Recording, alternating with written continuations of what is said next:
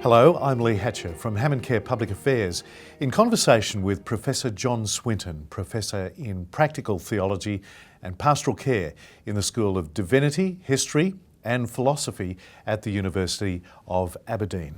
John is also working with HammondCare on spirituality and spiritual practice relating to older people, particularly those living with dementia. John, thanks again for joining us. In the last of our conversations, I want to focus in on your special interest in spiritual care and dementia. You've authored a very significant book called Living in the Memories of God. Why did you write it, and who are you speaking to in it? I wrote it because I just think it's one of the most interesting and important aspects of our society, how we respond to people who forget. Because we live in a society that's very much located within our minds. So, as soon as you meet anybody, you ask who they are, where do they come from, what do you do? That's all cognitive, intellectual things. And then you place them on a particular hierarchy. So if you're a doctor, you're up here. If you're me, you're way up here. Quite the opposite. Yeah, and so we're always focused on our mind. And then into that comes people who may have been very much in line with that most of their life, and suddenly that's taken away from them. And then you see the response of society. They say, oh, they're not the person they used to be. What happened to Auntie Jane? She's gone. And suddenly, people that you love, you're starting to use the language of death around them, and they're in front of you. So that made me think, what does it actually mean to be me? What does it mean for me to be me and how to have forgotten who I am? But more importantly than that, what does it mean to be a Christian and to have forgotten who Jesus is? Tell me how much of your work and leadership in this field was shaped by your 16 years as a registered nurse. I think all of it was. Yeah, and certainly in relation to dementia, because I spent quite a lot of time working as a chaplain in a dementia ward, and I've also worked as a nurse in a dementia ward, what were then called dementia wards, and I say that kind of polemically, really. And it always struck me, when you go into that kind of ward, or you used to go into that kind of ward, these guys and these women were just sitting there watching, Postman Pat cartoons. I don't know if you're Postman Pat over here, but whatever equivalent it would be, like Thomas the Tank Engine. And nobody took them seriously. Nobody did anything other than the basics of cleaning them and keeping them together. And partly because, if you've got a ward full of 40 or 50 people and only 2 staff, what can you do with it? And it struck me that just how horrible that would be to come to the end of your life and be like that. But then what struck me more was when you would go into that situation and begin to give, for example, say a prayer or to give the sacraments.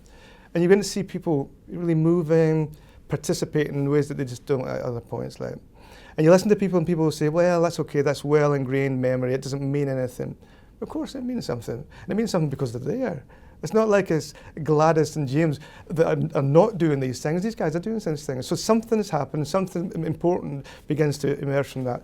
And so I carried that, if you like, on into my professional life. And over time, I came to that period in my life when I had to put all that stuff together. So the formative foundations came from that kind of experience. And then I wanted to think, well, what does that mean as a theologian? So with that kind of experience, what do you say about identity and dementia? Because the whole question of identity is a really critical one. Well, it's the 2 things I would say. The Apostle Paul talks about the reality that our true selves are hidden in Christ, right? In other words, nobody knows who they are. We may think we do because we accrue memories over time and we have this sense that we've created who we are.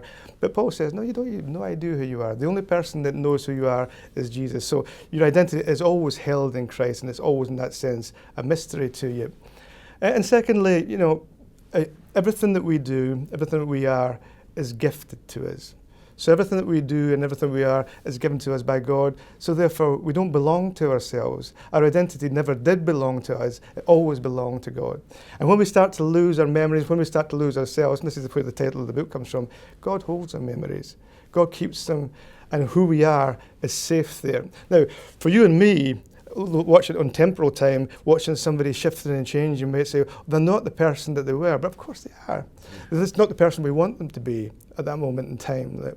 But in God's eyes, they're beautiful people who are who they are at this moment and who will be all that they are when in the time when God fixes it all. Who you say will also have a spiritual life. Yeah. How is that going to be recognised and cared for? Well, it depends a lot on what you think a spiritual life looks like, right? So I'm a Presbyterian, so therefore everything happens in words. Like, salvation comes through words, preaching comes through words. So therefore it can be very confusing for word-oriented people to when it comes to working with people who don't have words. People who just are not able to articulate, or people who have lost their words. So we say, is the salvation in jeopardy, or where we want to put it? But actually being with God is not simply knowing things about God. To be with God is to know God. There's a beautiful little passage in Jeremiah 22:16 where Jeremiah is talking about King Josiah, he says is a good king. And he says he looked after the poor, looked after the widow, and then he says, is that not what it means to know me? Right? A social act, looking after the widow, is that not what it means to know me? Now that just opens up a whole new possibility for those of us who can't articulate ourselves in that way. Knowing God can be a social practice. There's lots of ways in which we can know God. Now you may then want to add on to that and say, but what about people who don't you have to make a commitment? And I say, well, leave that part to God. For those who can't make commitments, let God sort that out. Because it's very clear to me that God has his own ways of being with people. The book of James does the same thing.